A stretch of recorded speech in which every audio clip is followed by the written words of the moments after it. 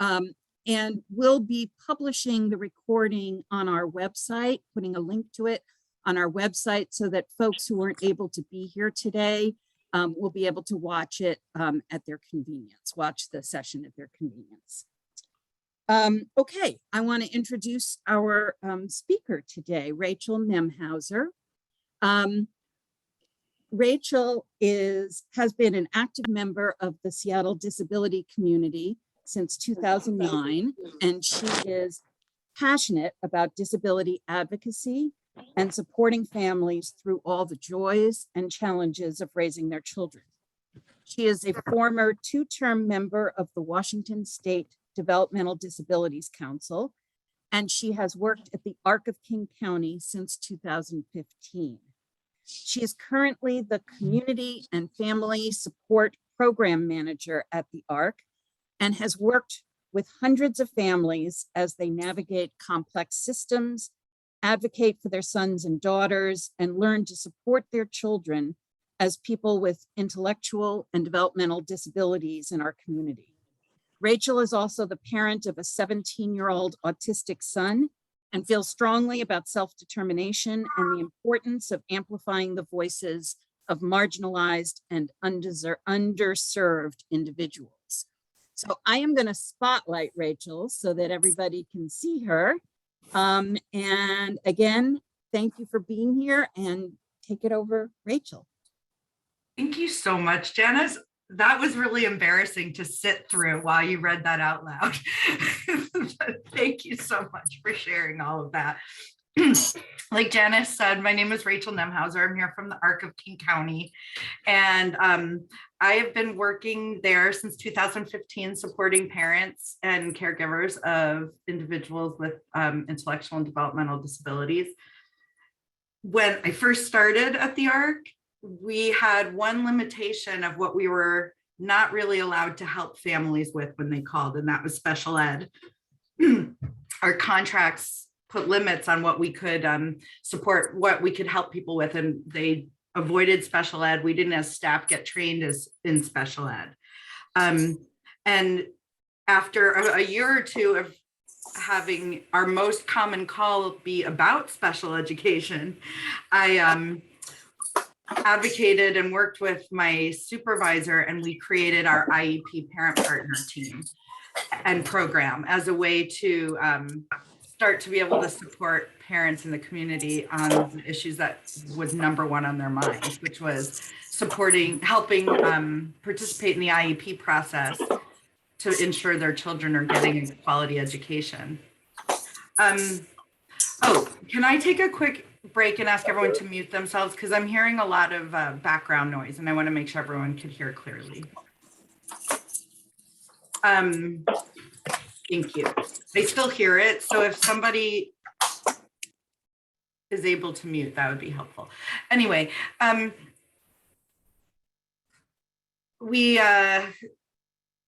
so I wanted to be able to support families. So we in special ed. So we created this program, and we built a training, an 8-week-long training, and we trained a cohort of IEP parent partners, parents who who were IEP parents themselves and wanted to learn more about special ed, and also wanted to support other parents. I participated in this class where we were training a cohort of parents, and I learned a ton about special ed. And I like to share this because my son at the time was maybe 11 or 12. He had been an IEP student since he was 3.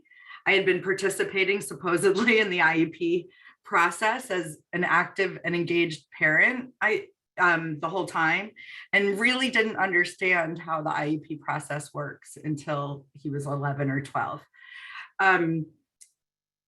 So since then, we've over the last 4 years trained almost 100 people to be IEP parent partners.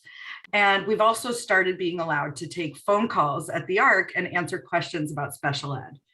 And I've now spent the last 4 years talking all day, every day with parents about their special ed experiences, what's going on in school, what their challenges are, what they want, what they're asking for and not getting. And I've been able to sort of accrue a base of understanding of what families are experiencing. And that's where this presentation came from. It's what I think a parent needs to know and understand in order to effectively engage with their child's education. I'm not here to teach us how to beat the system or how to win in a fight against the school district. Of course, I want what you want, and I want the best for my kid too. But I'm more here to talk about how to be a part of the process, how to be a part of the conversation, how to feel like your voice is being heard. That doesn't always result in us getting what we want, but at least we know we're participating in the process. This program today is not a presentation where I can brainstorm specific special ed problems that you're running into. We have over 40 people here, so there just wouldn't be time for me to hear about the specific challenges or questions related to your particular issue. However, I love talking about that stuff, and I encourage you to reach out to me when my presentation's over or another day. My email and phone number are part of the PowerPoint, and would love to talk about your situation one-on-one. That's my favorite thing, but I just can't squeeze it in today during this presentation. I'm going to go ahead and share my screen. So bear with me for a minute.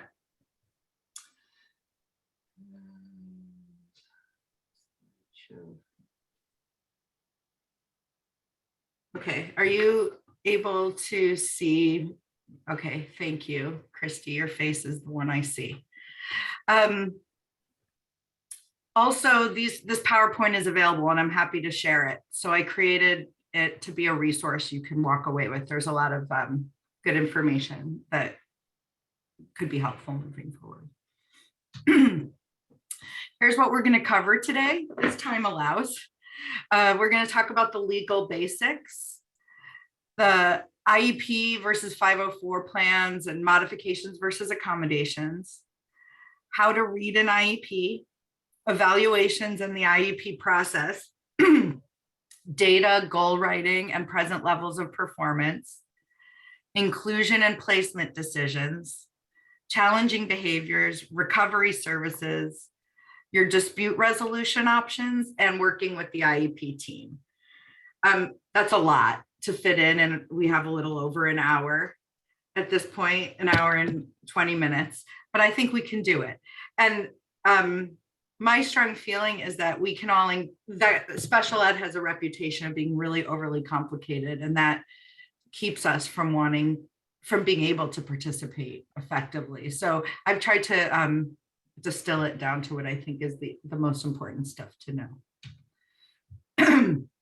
If, by the way, there's something you're hoping I'm going to cover that I haven't listed, feel free to put that in the chat and I'll try to work it in if I can, or mention when we can talk about it another time.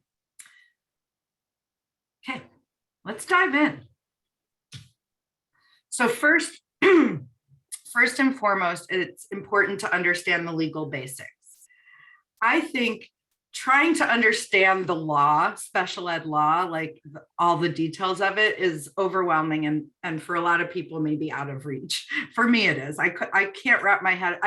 My brain doesn't work like that with the details.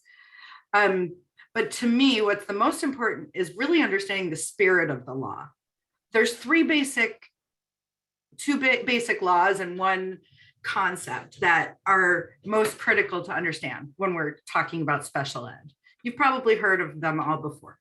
The first is IDEA, the Individuals with Disabilities in Education Act of 2004. It's a federal law that guarantees a free and appropriate public education. You've probably heard of FAPE, free and appropriate public education for children and youth with disabilities. It's been amended as recently as 2015. We expect school to be free. We expect it to be a public education. Sometimes things get a little dicey when we think about the word appropriate. Free and appropriate public education is sort of vague. It doesn't say free and best public education. It just says appropriate. Section 504 It was part of the Rehabilitation Act of 1973 that extended civil rights to students with disabilities. It allows students with disabilities to access their learning, to physically be able to get into the building, to get accommodations that they need that change the environment around them or change how they learn or how they prove mastery because of their disability. Section 504, I'm sure you're noticing the connection to a 504 plan, and we'll talk about that. The last law that's helpful to know is the concept of least restrictive environment, LRE. According to IDEA, in accordance with FAPE, the Free and Appropriate Public Education, LRE commonly refers to removing a student from general education as little as possible. So the law says that not only are students entitled to receive a free and appropriate public education, but they're entitled to receive it in the least amount of restriction possible. So with their general education peers as much as possible. And we will talk much more about that. But these are the three laws that sort of govern special ed. But the real spirit of the law that I want everyone to walk away feeling really good about is that kids with disabilities are entitled to education. They're entitled to make substantial progress in their education. And there's very little that mitigates that entitlement. A pandemic doesn't. Really severe challenging behavior, really high medical needs do not change a student's right to an education. And as the parent of a kid who sometimes makes their teachers work very hard at school, I take comfort from that this is my student's right to be there and to learn, and his disability does not mitigate that. If you have questions, I forgot to mention this, I'm really down with questions. I'm open to trying to answer as many as I can in the time allowed. So feel free to put questions in the chat, and we're keeping an eye on it. I forgot to mention that earlier. Okay, that's the legal basics. I also think it's important to know the difference between an IEP and a 504 plan, and also accommodations versus modifications, which I think are sort of the same thing. So this is a really helpful diagram I found online that just sort of outlines the basic differences between an IEP and a 504 plan. And we're going to talk a lot more in depth, especially about IEPs during this presentation, but just so that you can kind of see the difference. The IEP is required because of IDEA, the law we talked about on the previous slide. A 504 plan is required because of a law, the Section 504 law that we just talked about. An IEP provides specialized instruction, focuses on what the student is learning, as opposed to how the student is learning it, which is 504 plan. Interestingly, and maybe you knew this already, states receive extra funding when they have the school and the states receive extra funding for every student on an IEP. There's no extra funding that comes along with a student on a 504 plan. IEPs collect data and track progress. 504 plans don't. A student will never have both an IEP and a 504 plan. A student is going to have either a 504 plan or an IEP with 504 accommodations integrated right into it. So it's not that you don't get 504 accommodations when you have an IEP, it's that they're not a separate document, they're built right in. So let's talk about content-wise, what's the difference? Like I said earlier, an IEP tracks what's learned, and a 504 plan tracks the accommodations that a student needs to learn that. And I listed a bunch of examples here. So I just encourage you to read through them. And I get questions often, what accommodations should I be asking for, either on a 504 or on an IEP?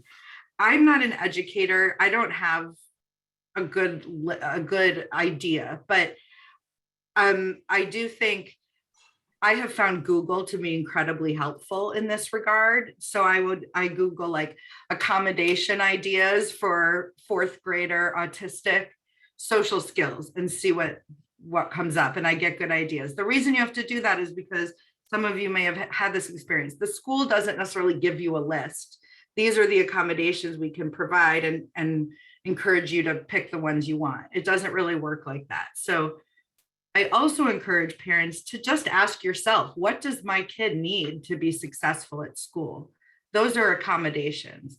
Does he need breaks? Does he need snacks? Does he need to sit next to his best friend or as far away from his best friend as possible? These are all accommodations that you can discuss with the team. Let's see. Yeah, okay, I see what I wish I do. I see the comment. It would be great to hear what I wish I knew when I started. And to be honest, that's what this presentation is. This is like, I think if I had known this when I started, it would have helped a lot more. But I will try to think of things as I go that I find helpful. I think that what tip I just shared about Googling accommodation ideas would have been helpful, because I remember being very frustrated with the team asking me what he needs. And I was like, well, what do you do? What can you do? And they couldn't really answer. I should also share, my kids are not in Seattle public schools. So anything I share is about different teachers, different schools, different district altogether. Okay, let's move on from this slide. No, wait a minute. Okay, let's talk really quickly about how to read an IEP. IEPs in different districts look different. Like every district has everything in a different order. There's not a whole lot of consistency, but every district's IEP is going to include the following. They're going to include present levels of performance. It's going to tell you where your student is now versus, or where your student is now. It's a snapshot. How well can they do math? How well can they read? How are they doing socially? It's going to be exactly where they are now on each goal. It's going to have their annual goals, where we hope they'll be a year from now. It's going to include their special education and related services, including supplementary aids and services. We're going to talk about all of this. It's going to include accommodations like we just talked about. How much of the school day the child will be educated away from their non-disabled peers, and how often services will be provided, where they'll be provided, how long they'll last, which is called a service matrix. I think the thing that's really helpful to know is all of these are things that are conversations for the team and decisions for the team to make. We're going to talk soon about the process of developing an IEP, but a lot of these things are just little parts, little check boxes, little sections of the IEP that you might even gloss right over.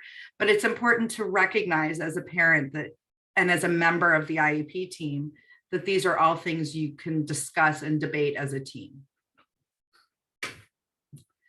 Do we have any questions about this?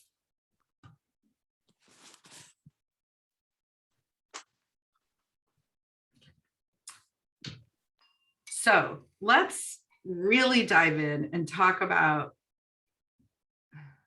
the process, the IEP process. Because like I said, I really think my kid was 11. He had been doing IEP. He had been on an IEP for 8 years, and I didn't really understand how this all worked. Wait, before I do this, I see a question. When might you switch from an IEP to a 504 and vice versa? Would there be situations that would entail this? Yes. People do sometimes move from one to the other. And actually in this slide, I'm going to talk about how you find out if you're qualified or eligible for an IEP. But there are times where a 504 plan, let's say a student has a 504 plan and it's just not enough and they're still unable to be successful. You might then decide they need more, the added support that an IEP brings, assuming they're eligible for it. And we're going to get to that. You also could go the other way. A student has an IEP. We're starting to think about that maybe they don't need that IEP anymore. But we don't want to just like leave them with nothing. A 504 plan would give them the support around them without changing what they're learning.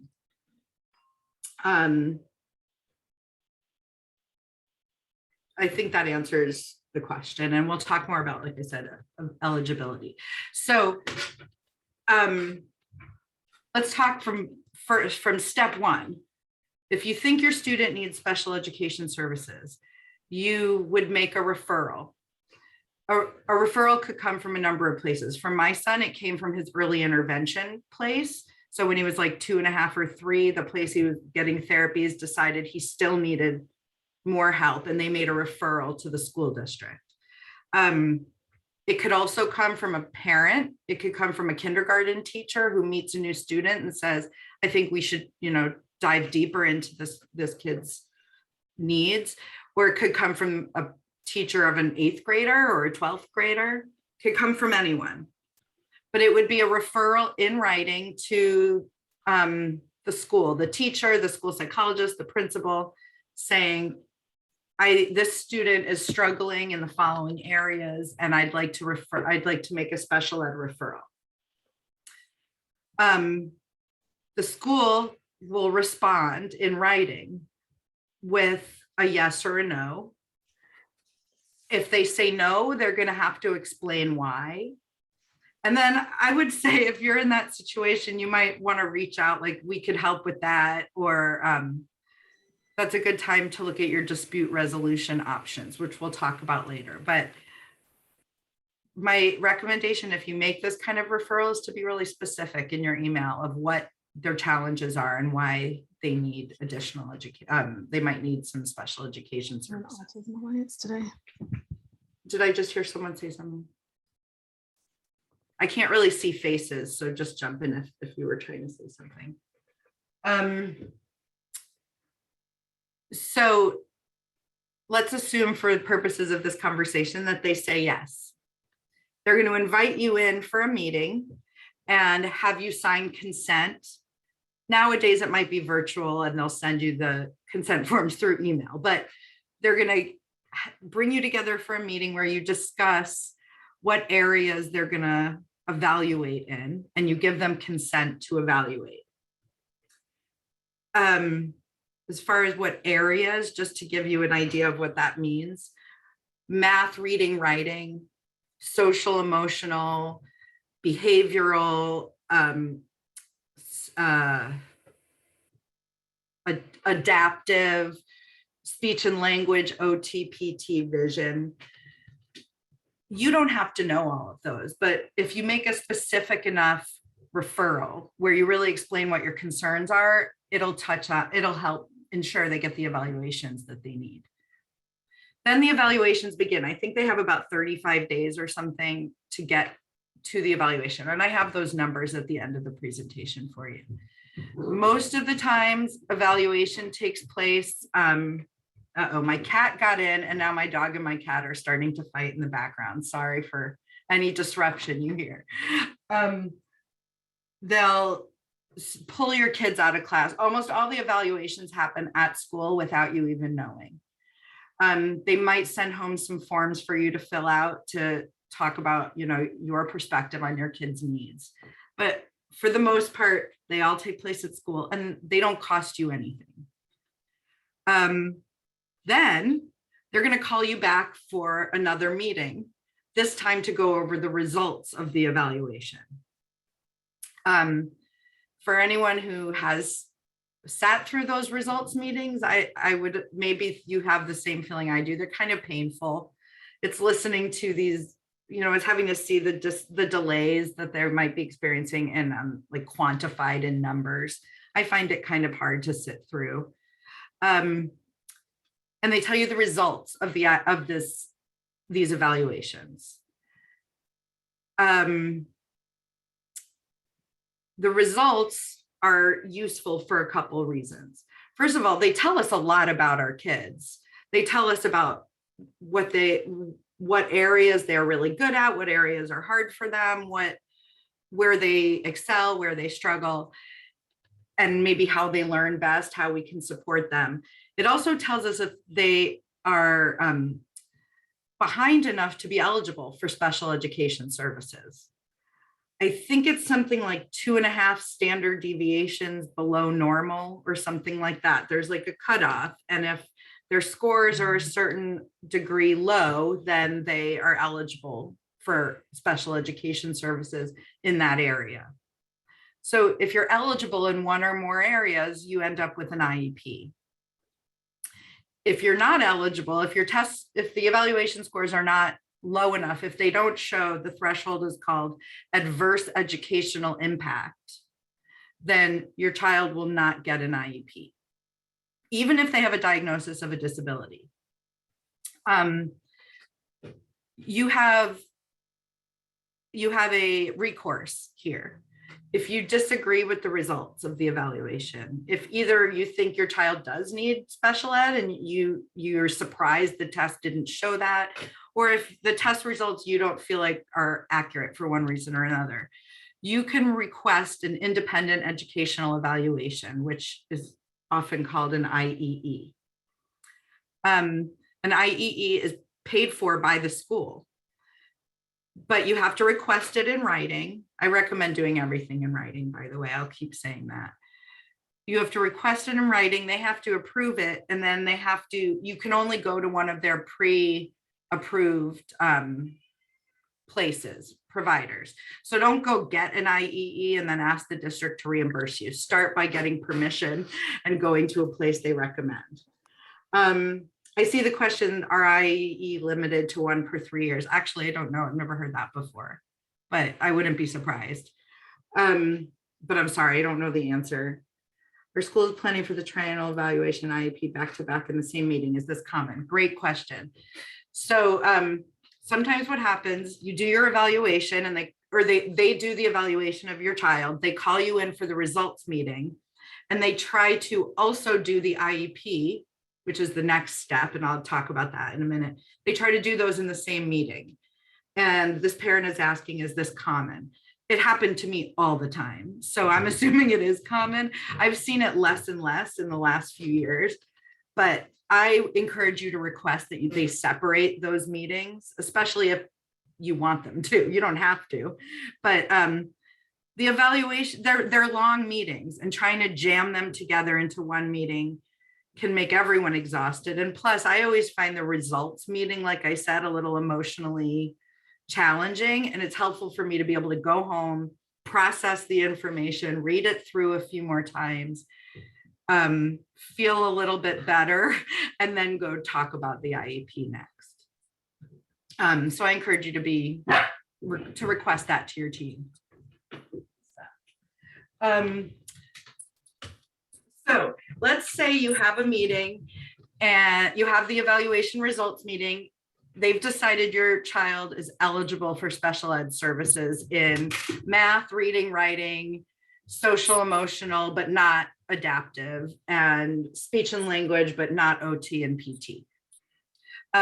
Next meeting is to write the IEP. Here's, I think, a common pitfall that can happen at this moment. They're going to hand you a draft of an IEP. And this is what we're going to all sit around the table and go through and amend. And at the end of the meeting, we'll hopefully have a final copy that we all agree on. But what I really want to make sure everyone is aware of is that thing they hand you is a draft. It's a suggestion. It's their idea of what they think should happen that year. I think it looks so formal and official that it's easy to think that that is what we're doing. And any changes you're making are favors you're asking of them or arguments you have to have with them. They're not required by law to send you a draft ahead of time. But if you ask them, they are required to make an effort to get it to you ahead of time. You could expect it a day or two ahead at the most, because usually, or some teachers are better. In my team, they seem to always just be a day or two ahead because they're still working on the draft until a day or two ahead. But I like to have it sent to me ahead of time and then sit with a pen and put question marks next to the things you don't understand. Cross out goals that you'd rather them not work on. Add goals you'd rather them spend time on. And by the way, you don't have to do this. You could also just take this draft to the team and work on it as a group, and that's okay too. But if you find yourself sometimes sitting at an IEP meeting, wondering what's happening, and it's all happening so fast and you're barely able to keep up, it could be helpful to take a look at the IEP ahead of time and put your thoughts together. So we're going to look at the IEP. We're going to hash out all the things I mentioned earlier that you find in an IEP. The service matrix, the areas they're getting goals in, the goals themselves, the amount of time, where they're getting their services. You're going to hash that all out with the IEP team. Make any changes to the IEP that are needed. And hopefully at the end of that hour or so, you will have agreed and everyone's in agreement. The IEP is a team decision. Every decision in there is a team decision. It's not done by majority rules. It's done by consensus. So the expectation is you will talk through until you come to agreement on any topic. Doesn't always work like that, but that's the expectation. If everybody agrees at the end, that's it. It's official and everybody signs it and it starts. Here's something to know about signing. I hear parents sometimes say they're really upset about what went on at the meeting. I'm not going to sign it. You don't have to sign it. The signing thing is really more of a who was at the meeting than necessarily signing the document. Although it's worth knowing that unless it's your child's first IEP ever, they don't need your signature. And that's kind of a hard truth. If everybody agrees and they've decided to override your disagreement, they can implement that new IEP tomorrow with or without your signature. I still would say don't sign it if you don't agree with it, and that's okay, but know that they can go ahead and do it anyway. Good question. Why does the first one have to be signed? What I understand about it is that to start special ed services for the first time ever, they need a parent's signature, but from that point on, they don't. I don't know the why of that, but that's just what the rule is. But other than that, they don't need a signature. So, but let's say for purposes of conversation that they all agree, we all agree as a team, and we sign it, and a few days later it's implemented, it's done, and they implement it. They start doing everything they say they're going to do. The IEP is a legally binding contract. So they start having to provide what's in there, all the accommodations we talked about, the goals they're going to work on. Oh, I see a question. Is that different depending on state? It could be. I mean, these laws are federal. So special ed law should not vary dramatically by state, but it seems like each state and then each district sort of interprets things differently. So it could be different in a different state. I wouldn't be surprised to hear that. Okay, but so say they now implement the IEP, they start doing everything, providing every accommodation, working on every goal. A really critical part here is they start collecting data. We got data when we did their evaluations, but now we want to start seeing how they're doing on these goals. Is what we're doing working? Are the supports we're providing effective? Are they starting to demonstrate that they're learning things by making progress on their various goals? We're going to talk more about data on the next slide. It's exciting, but it's important to know that they're tracking data and that you should expect to get a progress report every quarter showing how they're doing on the IEP. on every goal. A progress report comes sort of around the time report cards come, and as frequently, and it should tell you every single goal on your child's IEP and how they're doing on it. And much like a report card, if you get that progress report and you notice they're bombing, that they're not making progress on one or more goals, that would be a reason to reach out to your team. So those progress reports are a really good way to not let a whole year go by between IEPs, because it's important that I mention that IEPs, they'll tell you when you finish it and they sign it, it's locked, it's done. But an IEP is actually a living, breathing document and can be updated multiple times in a year, anytime it's needed. So if you start getting progress reports that show that they're not making any progress, I'd want to bring the team together and talk about what updates we need to make to address why they're not making any progress. So what happens, I see a question in the chat, what happens when the teacher or school aren't following through on the IEP? That's a good question. I'm going to put a hold off on that because we're going to talk about dispute resolution options as a little bit later. But I will say this is a good time to remember, put everything in writing so that when and if you do have to do some sort of dispute resolution, you have a really good paper trail. Every year, you're going to come back and rewrite the IEP. They are going to contact you maybe a month, hopefully, before the IEP is due, and ask you to come in, and they're going to give you a draft again, and you'll go through and update the whole thing again. Every 3 years, they're going to have to redo the whole reevaluation thing. But note that the 3-year evaluation, the longest they could wait between evaluations is 3 years. But you can ask for an evaluation as frequently as once a year if you think that's needed. And I think a good example of when that could have been needed is when our kids all came back from a year and a half of being a virtual school. And we still might have another year, let's say, until they're due for an evaluation, but really after a year of them being out, we have no idea what they know and what they don't know. So that might be a time to request a reevaluation. But in lieu of that, every 3 years, they're going to reevaluate. Can parents ask for progress reports more often than the usual intervals? I believe that there is an allowance to have something in an IEP that says how frequently you're going to get updates from the team. So I would talk to them. I would bring that up to the team.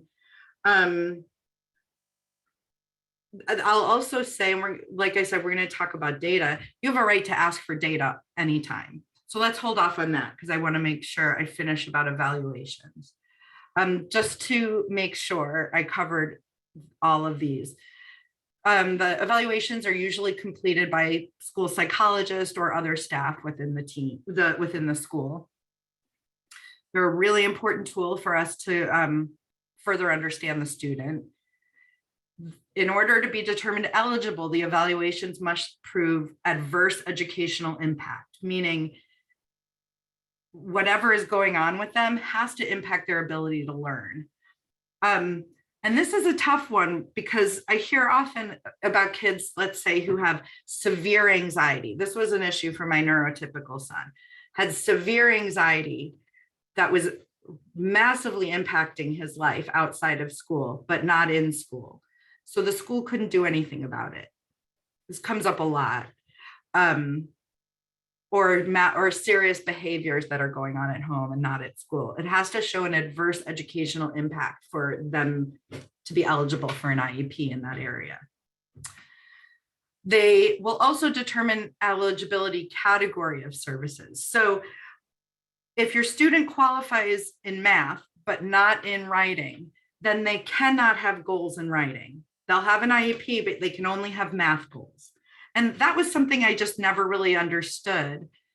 And I think that's an important thing to know when you think about the meeting I described where you give consent for evaluations, why it's important to make sure they're evaluating in the areas that are of concern. Because my son, who had really serious behavior problems all through elementary school at school, never got evaluated in behavior for various reasons. And it was really frustrating whenever I tried to have them do a goal to work on his behavior. They would say, well, we can't do that. He's not eligible in behavior. So, and you might ask, well, why wasn't he? And that was another frustrating point that I won't get into, but well, I will actually when we talk about behavior in a little while. Let's see what other questions are coming in. If a school doesn't do a new IEP every year, what should you do? The school is required by law to do an IEP refresher every year. What I've noticed is almost always they do, because remember I said earlier that the schools get funding for IEP students, and they get fined if they don't follow the IEP process by the law. So my first answer to your question is they do a lot of things and they make a lot of mistakes, but one mistake they usually don't make is not updating the IEP. That seemed like that was a double negative. They usually stay on track with updating their IEPs. What I have had happen is them call me 2 days before it's due and be like, oh my God, we're running behind. It has to be done by tomorrow. Do you mind if we meet without you? Has anyone else ever had that? I've had that happen twice. The first time I was like, oh my God, totally, of course, because I felt like I needed to just be accommodating and understand their struggles. I see somebody nodding, so I'm glad. You do not have to accept that. In fact, I would say no. That's something I wish I knew. I would say no if that's ever asked. Can we meet without you? No. This idea that it has to be done by a certain time is a them problem. I'm not saying to actively interfere with their ability to get it done, but if they don't give you enough notice that you can attend the meeting, it's okay to say, no, I'm not comfortable with you meeting without me. Your students' services will not be disrupted if they don't finish the process on time. But going back to the original question, if they let the deadline pass and they're not updating an IEP, I would want to notify the state. The dispute resolution options I share will explain how. That's an egregious law break, and I would want to get that addressed. If you've tried contacting them, I mean, I would contact them first and find out what's going on, but and I see the question, has anyone found it hard just to get them on board with the evaluation? Yes, I hear that a lot. And that's real. I would say when or if that happens, let's talk, because I don't spend a lot of time talking about how to encourage evaluations. This presentation sort of assumes that happens, but it is a not uncommon issue, and I would welcome the chance to brainstorm with you about it. Okay, I think we covered everything on the slide, so I'm going to move on. You guys are asking great questions. Let me keep track of it. Okay. Like I promised, let's talk about data. This is the thing that I think changed how I understood the IEP process. This is what I didn't know until my son was 11, that schools speak the language of data, that I would go to meetings thinking about his emotional and social and academic well-being, and they're thinking about if the numbers are going to show progress or not. Those things can overlap. It's not like we were wanting different things, but we were speaking different languages, I think is a way I would describe it. Data every decision we make on an IEP should be informed by data.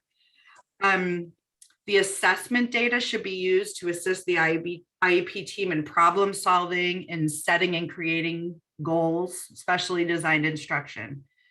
Any changes to the IEP should be informed with the use of data. I'm going to give you an example. Because this can be used to make a change. It can also be used to slow down a proposed change. So when my son started 9th grade, his new teacher was having trouble managing his behavior. And after a few weeks, she contacted me and said, I'd like to update his IEP to give him a one-on-one aid and to manage his behavior, because he's needing a lot of support. And I said, well, I don't really want to do that because he used to have a one-on-one aid. We've moved away from that. And I don't want, that feels like we're going backwards. And she said, well, it's not your decision. It's an IEP team decision. All right, I didn't like your answer, but that's true. It's an IEP team decision. She said, I'm going to collect data for a month and we'll decide based on the data in a month if he needs a para one-on-one. If he's demanding that much attention from a staff based on our data, then we'll know we need to make a change. She collected data for a month and it turns out they did not need a para. By a month from into school, he had calmed down, he had settled into the routine. Things were much better. So I think that's a really good example of how data, this was the teacher saying it to me, but you could say it also. Before you make a change, I'd like to see what data you're using to inform that change. Or if you want to change as a parent, you can ask for data, you can supply your own data. Like let's say your student is not improving writing their name. And the teacher is saying she's doing great, she can write her name, it's great. You might introduce data, which is writing samples. Well, this is her homework from yesterday and you can't even read it. So how can you say she's doing great? That would be supplying your own data. I wouldn't necessarily recommend being that confrontational, but we get there sometimes. You have a right, well, like I said in the previous slide, the teachers, the paras, the staff should be collecting data on our students, how they're working on their goals all the time. A well-trained eye might notice in a special education classroom that there's a para following after a kid making tick marks in a notebook, how often I need to remind him to get back in line, or how many prompts he needs to put his jacket on, if a student has a jacket goal, for example. We have a right as parents to ask to see that data.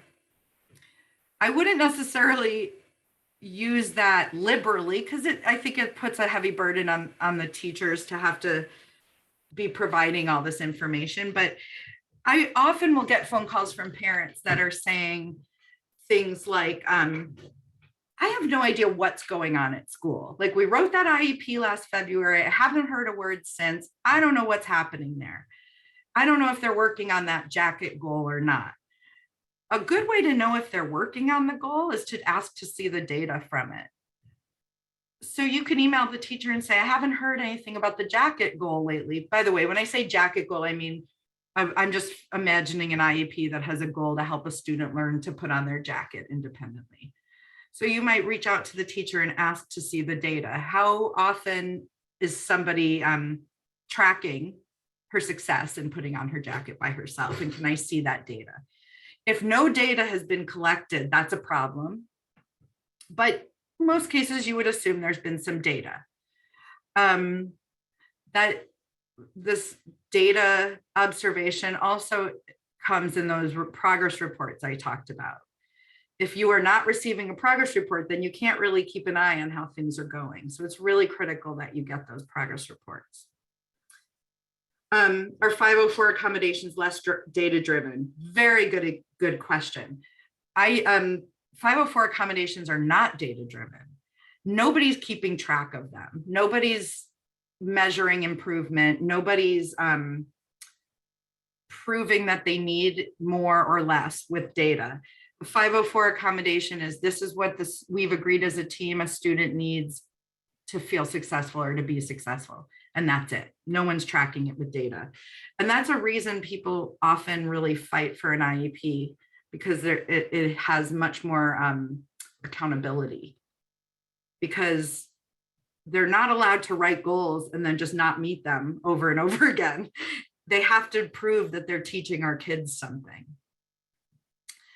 So one of the ways, wait, let me make sure I'm getting, when you say data, can you give an example for academics?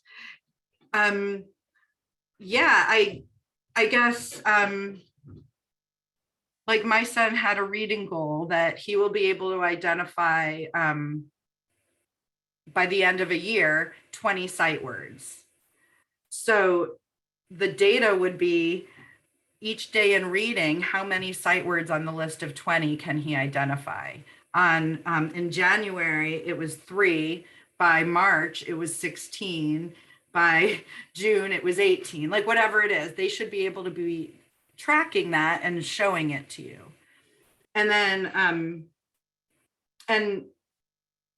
and the way these goals become measurable, I think this is important to know, is that you're using this, you're writing goals in a certain way that where they can be measurable.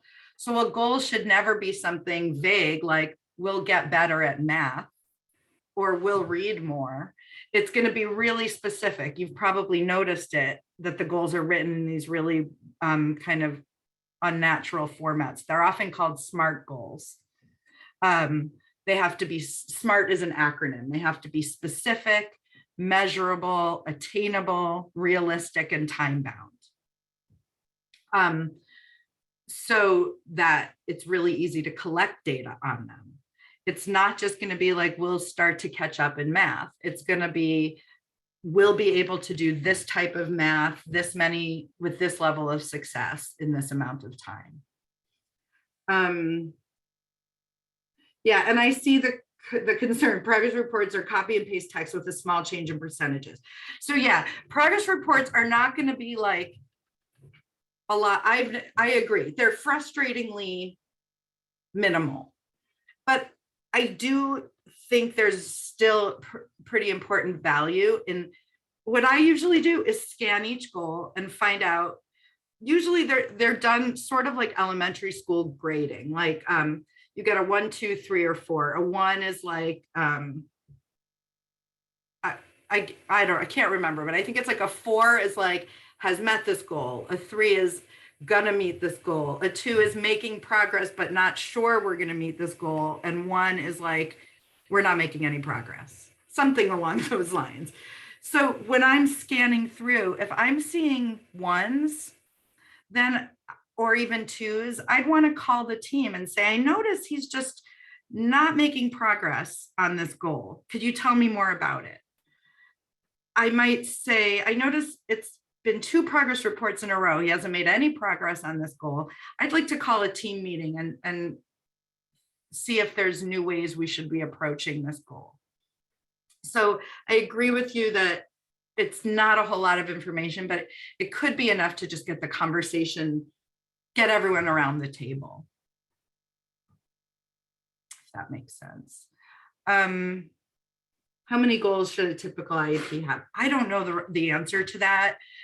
Like my son qualifies in almost every single area, and he has at least 1 or 2 goals in every area. So that's like, I don't know, 14, 15 goals. Some kids only have a goal in social emotional, let's say. And so I wouldn't necessarily think you'd add 14 or 15 goals in one area. I don't have a good answer, but I will say my belief or my opinion, this is really just an opinion, but that I worry that if there's too many goals, too many accommodations, that it's too much for them to do, and they'll do all of it mediocrely. That if I really want them to do it with fidelity, if I really want them to do it well, I try to be succinct in how many goals or accommodations I add, if that makes sense. Okay, let's talk about placement.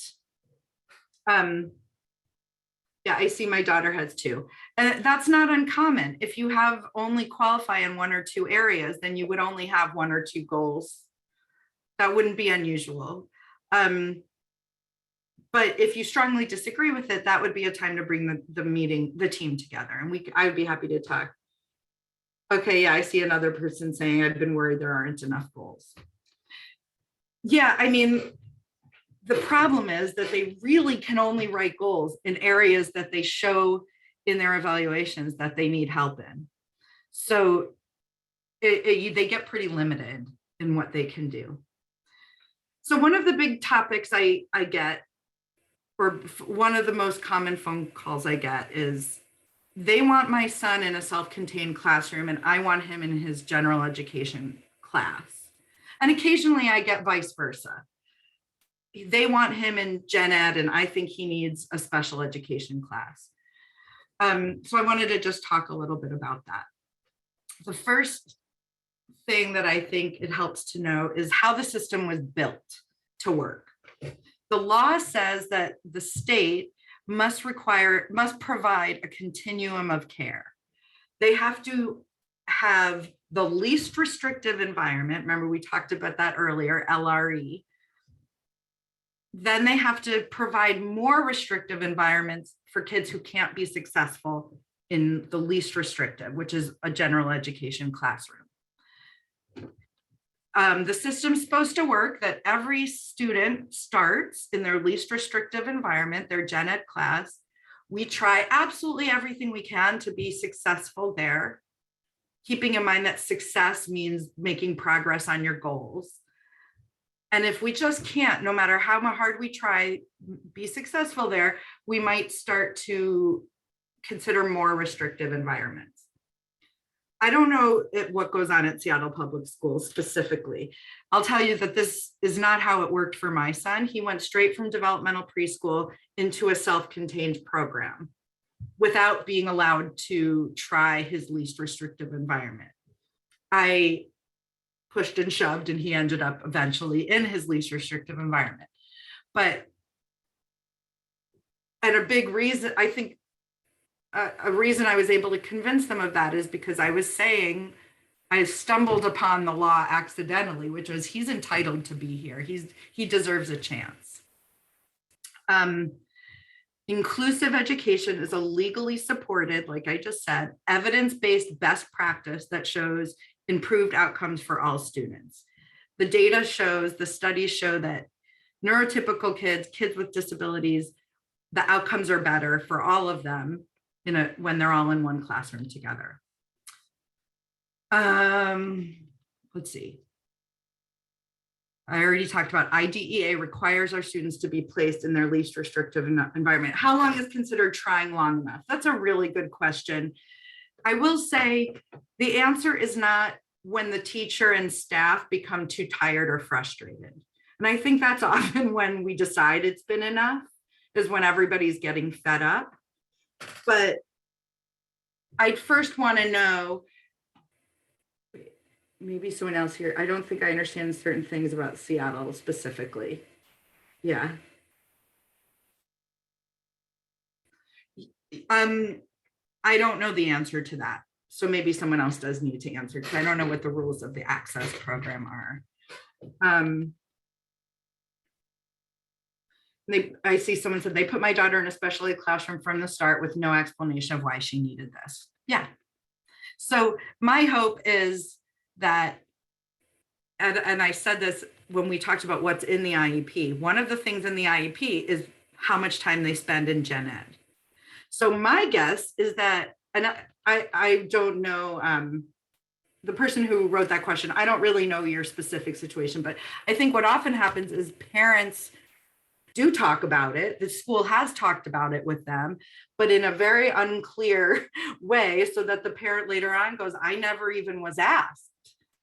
I think, you know, they probably went through, we've decided he needs this much time in special ed. We all agree, let's move on. And they don't really allow for conversation there, which I think is really unfortunate.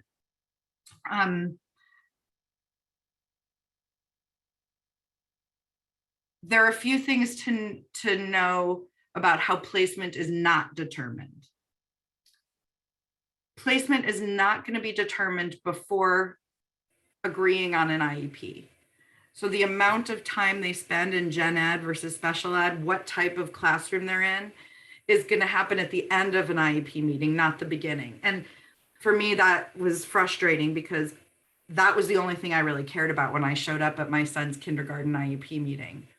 And I kept thinking they were putting me off by not allowing us to talk about it, but really it was that the correct time to talk about it is the end of the meeting. Once we've agreed on what his goals are, what his needs are, that is when we start talking about the best placement for him. We're never going to determine placement by a student's diagnosis, by their labels, by their IEP category. If it's not going to be all autistic kids should be in this classroom, all medically fragile kids should be in this classroom. Now, I am not saying, because I don't personally think this, I'm not saying that a classroom for only autistic students is inherently bad. I'm just saying that is not how we would want to decide what's best. We wouldn't want to say all autistic kids have to go here. We'd want to talk about, is this setting the right thing for this student? I see the question, is placement fluid? It is, because the IEP is fluid. Anything in the IEP is fluid and could be changed. When my son was in a self-contained program, remember, different district, it was explained to me as they're here just until they're ready to move to gen ed. But I don't think it was as much of a thoroughfare. I thought it was a kind of a place they ended up stuck and not moving out.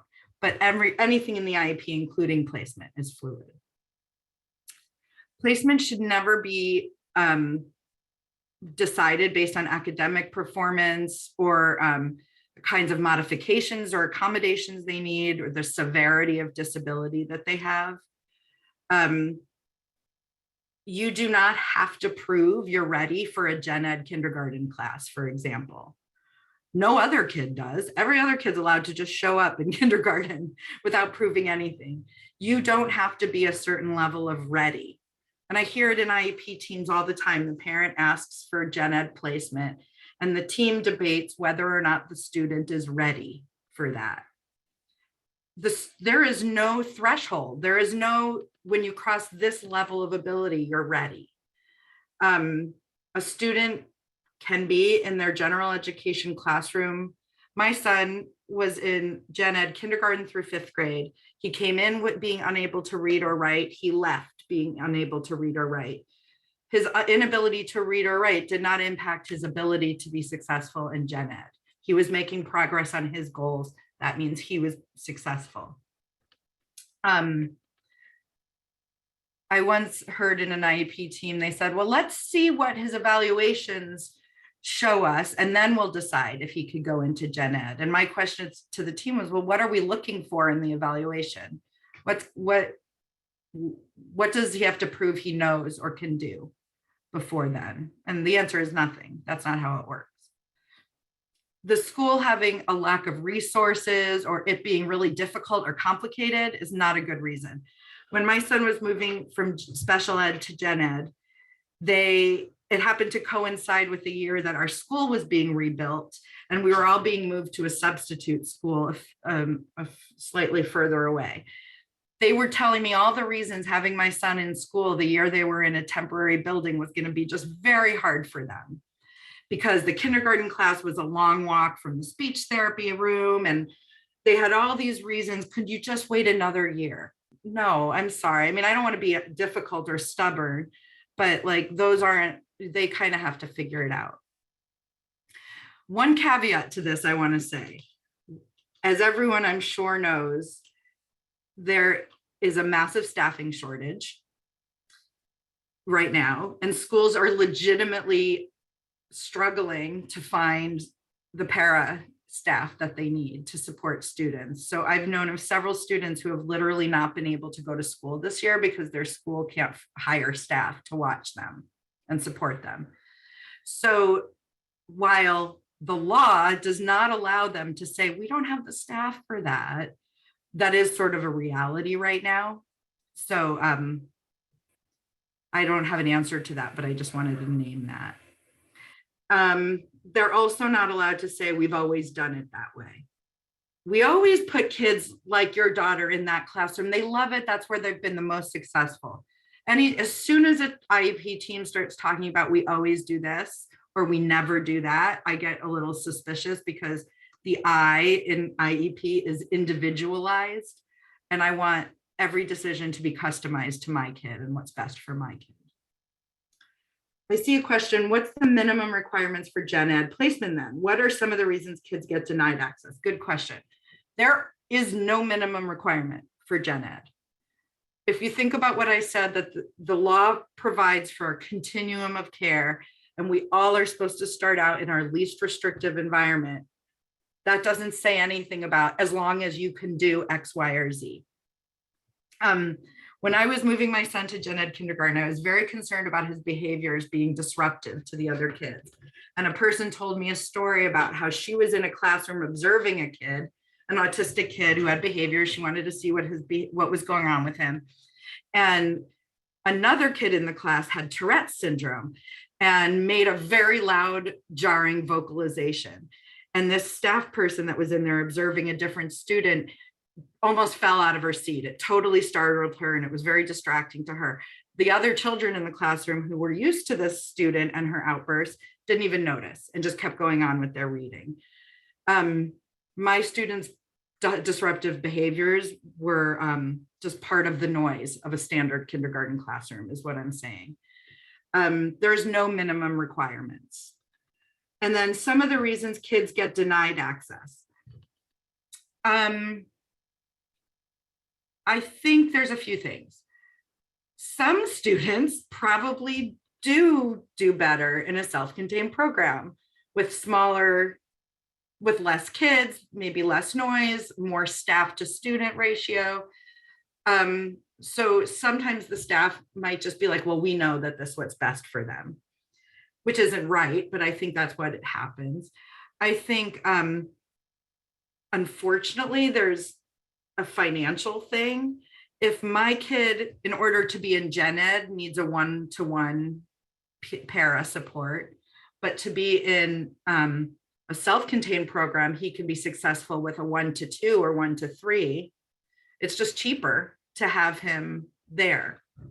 I also know in my district, and I'm going to guess it's the same in Seattle, our district has put all their expertise into these specialized programs. So that leaves the other gen ed classrooms without the expertise, without the equipment, without the teaching models, without teachers who have training in how to teach in an inclusive way. So I think it's complicated, but I think it also is simple, and it comes down to money and convenience, unfortunately. But this idea that our kids are entitled to their least restrictive environment has played out in court over and over and over again. Like, if parents win when they sue on that. So I think the schools are becoming more and more willing to do it because they know that they lose in court.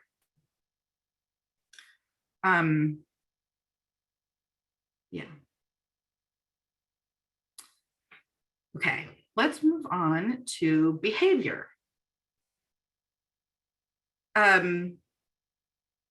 Behavior is communication, and I think that sometimes gets forgotten. We're talking about kids with disabilities, and especially kids with more invisible disabilities, maybe kids who are autistic, but they work really hard to blend in with their peers. So their staff around them almost forgets sometimes that they're disabled, and then they have an explosive behavior episode, and people think they're just being naughty, as opposed to trying to tell us something or having their disability kind of show at that moment. When a student is having behavior challenges at school, the school's model often is discipline without really taking the time to look deeper into what's the cause of the behavior. And I really think our kids deserve the dignity of digging in to find out why they're behaving the way they do. So if I have a student who's misbehaving at school, if I'm getting calls from school that the student is struggling with their behavior, if I'm getting calls to come pick him up from school because his behavior is out of control, I'm going to want to request a functional behavior assessment, an FBA. That's an evaluation like any other evaluation. It's a behavior assessment. They're going to evaluate him, dive deep, and find out the function of his behavior. What's causing him to behave like that? That's interfering with his learning or the learning of others. A functional behavior assessment will do a number of things for us. It will tell us a lot more about his behavior. Why is he always melting down in music class? Well, maybe there's a hum in the lights and he gets really agitated till he can't stand it anymore. Or, you know, that's a simple answer, but we're going to really dive into why they behave the way they do. And the behavior assessment is going to tell us a lot. It also might tell us if he's eligible for goals in that area. So then instead of just disciplining behavior, we could actually start teaching skills, teaching new approaches to responding to frustrating experiences, for example. And it also might help us create a behavior intervention plan or a behavior plan or a BIP. You may have heard of that, like that. A BIP is a document that attaches right to the back of the IEP that addresses all the ways we're going to support their behavior, so that any adult who works with your kid would theoretically have really read and understood what your kid needs behavior support wise to be successful. For students who have really extreme behavior, you might even have an emergency plan. An emergency plan is like when we're going to use restraint or isolation, basically. If I have a kid who has a propensity to behave in a certain way that occasionally requires restraint or isolation, or that other adults might think they require restraint and isolation, I'd want to have a conversation with the team about it. I'd want to be part of that. I'd want it to be very clearly documented when they can and can't restrain or isolate my student, and I'd want to be a part of that documentation.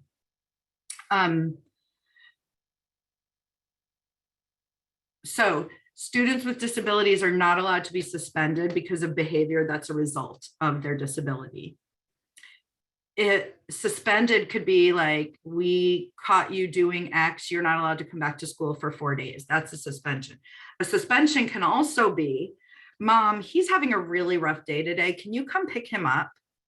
And him missing the second half of school.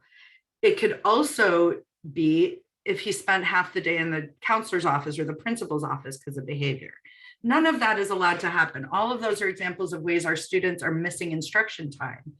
And they're not allowed to be sent home or be suspended for behavior that's a result of their disability. So I'm going to guess I'm not the only parent here who has received the dreaded, can you come pick him up phone call. Here's what I'll say. If you get that call, if you've never gotten it before and it's really out of character, okay, maybe you'd want to go pick him up if you can, if you're able to. The second time, I maybe would pick him up and would say, but I need an urgent IEP meeting. I want the team together to find out why they can't manage my kids' behavior and what we're going to do to fix it so that they can manage my kids' behavior. If they've never done one before, this is a really good time to ask for a functional behavior assessment and to create a behavior plan. If you already have a behavior plan and they're still calling you to come get him, that's the time to bring the team back together to adjust the behavior plan because it's clearly not working. What I've been taught is that 3 to 4 weeks is enough time to know if an intervention is working. So if you've gotten together as a team, created a behavior plan, and a month later you're still getting called in, it's a time to update the behavior plan. It's not working. I see a question, how do you prove the behavior is part of the disability? That's a really good question. If a student is suspended and they have a disability, you could have what's called a manifestation determination, which is a hearing where they determine exactly that, if their behavior was a result of their disability. I honestly do think this is an issue for kids whose needs are less apparent. My son and his autism, it's pretty in your face. You can tell pretty quickly that he is autistic.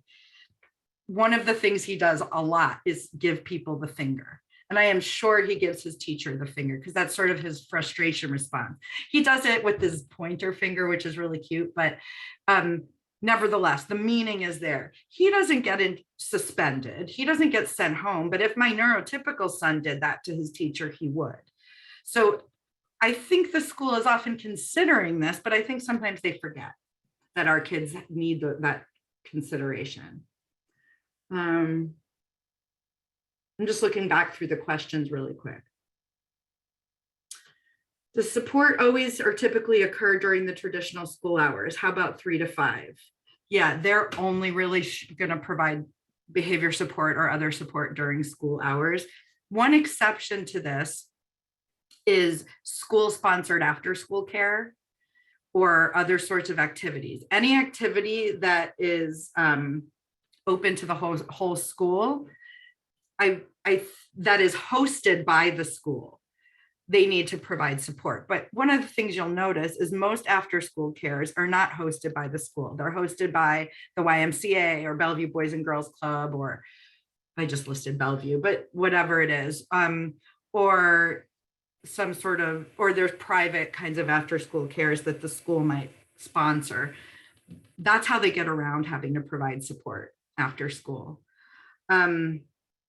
When my son was in elementary school and I wanted him to participate and be a crossing guard in 5th grade, in 4th grade, I brought it up at his IEP meeting, and we were able to get para support so that he could be a crossing guard, which took place after school. But again, that was an opportunity that was made to all 5th grade students. So my student was allowed the accommodation so he could participate. Hope that sort of answers your question.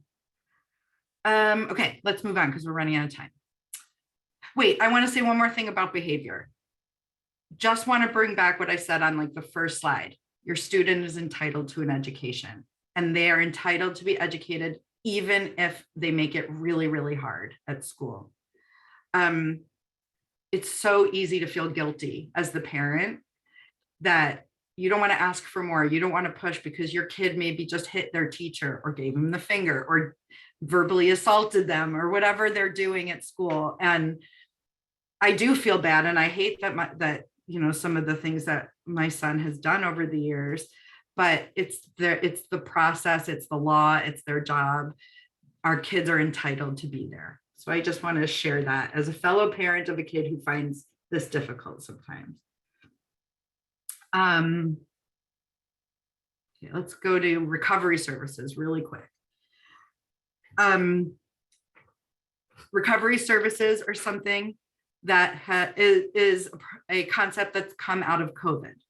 A lot of our students with disabilities didn't make the progress that they were expected to have made if it had been a regular school year or two. Progress again means progress on their specific goals in their IEP. Some students just didn't get as far as we'd hoped. Some students actually lost skills. So recovery services exist to assist students in achieving the level of progress they would have made or were expected to make had there not been a pandemic. I put a link for the state's policy and guidelines. Oh, it sounds like it's also on there. I recommend reading through this if you're curious about recovery services, but I pulled out, I think, the things that are the most important to know. Every single IEP team should be discussing recovery services. I hope it's been brought up already with your team, but if it hasn't, you could reach out to them tomorrow and say, I'd like to meet to discuss recovery services, or you could reach out and say, next time we meet, I'd like to discuss recovery services, but I would make sure they know it's on your mind. All teams should consider it. The first question, much like special ed, is a student eligible for recovery services? Eligible in this case means, did they not make the amount of progress we expected? If it was a really hard year, but they still met all their goals, you're probably not going to be eligible for recovery services. But if they didn't make any progress, like a lot of our kids didn't, or they actually lost skills, they would be eligible for special ed. By now, the schools should have collected data to determine this. Like they kind of, what they were tasked to do is collect data right when school started again and compare it to the data for before COVID to see where to get their present levels of performance. So the first thing you should be told is you're eligible for recovery services or you're not. Then the next question is like, how much recovery services? It's not going to be minute by minute for minute. So it's not going to be you missed 200 minutes of math, so we're going to give you 200 minutes of math. It's going to be a complex formula. My school district, I will admit, it was not a very, it was a pretty secretive process. I don't know where they came out with the number. It was a formula that they didn't really share. So, push as much as it matters to you if you really want to know where they come up with the number of minutes your student is entitled to. Recovery services should be individualized. The who, the what, the when, the where should be an IEP team decision. You're on the IEP team. So if they say something to you like, Seattle Public Schools is hosting recovery services next August, Monday to Friday, 9 to 3. So if you want recovery services, be there. That's not how it should work. Every team should be discussing what is best for this kid. For some students, summer recovery services is great. For other students, my kid needs a break in the summer. Our family does this. I couldn't possibly make him learn in the summer. And that's a decision for the team. The who and the where, I'll tell you, I see a question, recovery services versus summer school. Summer school is different. They host summer school, you either take it or leave it. But recovery services, where your student receives recovery services, is flexible. Schools are really struggling to find the staff to administer recovery services. They barely have enough teachers and paras to run school right now. So finding those people to do extra has been really difficult. I've found my district very open, and I've heard this from other districts too, very open to paying private providers to provide recovery services. So let's say your student is eligible for social skills recovery services. I've heard of districts paying aspiring youth who host some social skills groups to provide recovery services. My district is paying a private reading specialist to provide reading support to my son. These are all things you can talk to them about. It's important that recovery services do not take place during regular instruction. So it should not be taking place Monday to Friday during school hours. It's in fact, I think, not allowed to be. So it could be taking place after school, weekends, evenings, school vacations, summer break. You decide as a team, but it's not allowed. He can't be pulled out for extra help for recovery services in the middle of the school day. Think in terms of years, not months. Last winter, people were freaking out. My team won't talk to me about recovery services. I think the goal last year was by the spring, they'd have had it all sorted out. They're not even close. I would expect this process to take years, but I wouldn't wait years to talk about it with the team. So expect maybe if your student is determined to need 200 hours of extra support, it's not going to all be done by the end of the summer. It might be done by the end of their schooling, for example. For those of you who have students that are 16 plus, they might be entitled to vocational recovery services. My son ended up being eligible for 40 hours of time at work, which is a place in my city that provides vocational skills. So it's important to know that. And for those of you whose students are in the transition program already, they might even be entitled to an extra year of transition because they missed so much of that valuable time. Okay, that's recovery services. Oh my gosh, pretty much out of time. Conflict resolution options. The state gives us these options. You could request free facilitation, someone to come and lead your IEP meeting. If there's no particular thing you're fighting about, but you just can't even be in a room together without bickering and not getting along with each other, a professional neutral facilitator can be called in, paid for by the state. You can request mediation, which is separate from an IEP meeting, but it's you and the key players being professionally mediated to come to a agreement about something. So say you really want gen ed, they really want special ed, nobody's budging, we can't find a compromise. You can request mediation to get help in that. You can file, I should change this. It used to be called a citizen complaint. Now it's called a community complaint. It's filing an official complaint with the state OSPI and with your district, telling them that a special ed law or rule has been broken. So when the person asked me earlier, what if a year has gone by and they haven't updated the IEP? I'd file a complaint. You could have a due process hearing. That's basically going to court or suing. If you're doing a due process hearing, by then you might want a lawyer. Although it's worth noting that I've heard something like when parents go to due process, when they sue the district, they lose about 75% of the time. And if they have a lawyer, they lose 70% of the time or something like that. Like it's just a little bit less. And then you also can file a complaint with the Office of Civil Rights if you feel like your students' civil rights are being violated. All of this is available on OSPI's website with directions and much more detailed information. And also, if you get to this point, I'm always here to talk it through. I put here the school communication requirements, like when you request an evaluation, how many days they have to respond to you. So that's just there for your reference. And then the last slide, which we don't really have time for, so I'll just encourage you to think about it, is to be thoughtful when working with your IEP team. These are people you have to work with for many years. Like when you come in with a kindergartner, you're going to be working with them for 6 years, maybe. So I'm not saying don't have an argument, don't raise your voice, don't get upset. I'm not saying any of that. I'm just saying, well, first of all, don't lose control. But just be thoughtful about it. If I get upset right now, what are the consequences of this? If I raise my voice right now, what's going to happen next? I don't know if you want to be friends with the team. I've heard some schools have thought when we used to meet in person, bring a plate of cookies. Cookies make the room smell good, and it's a really nice, it puts everyone in a good mood and people are hungry. I've heard other people say, why should I have to bring cookies? This is their job. I am there to work as a team. I don't need to bring cookies.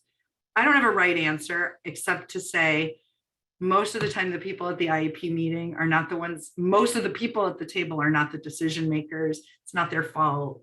Be thoughtful about who you're angry at. I do a whole other presentation about working with the team. And so I could talk about this for hours, but just be thoughtful about it.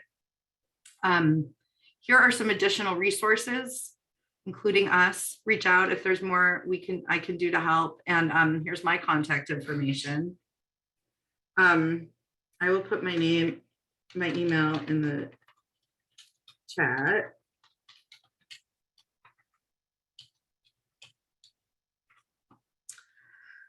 Let's see if I can figure out how to stop sharing. Am I still sharing? Probably.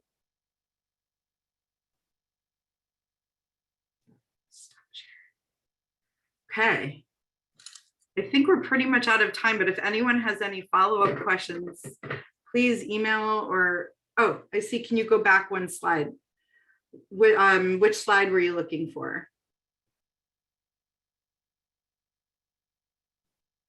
Okay, yeah, the recording and the slide, the resources.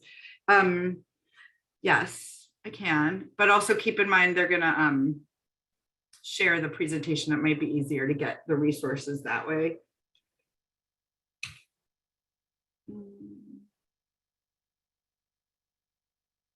I think this was the one.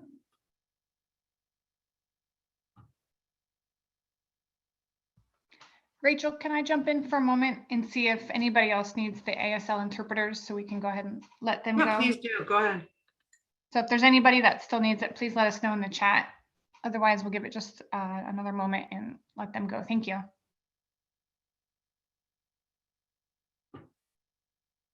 All right, whoops.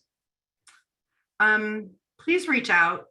Like I said earlier, I love talking about this stuff and I'm here to talk anytime.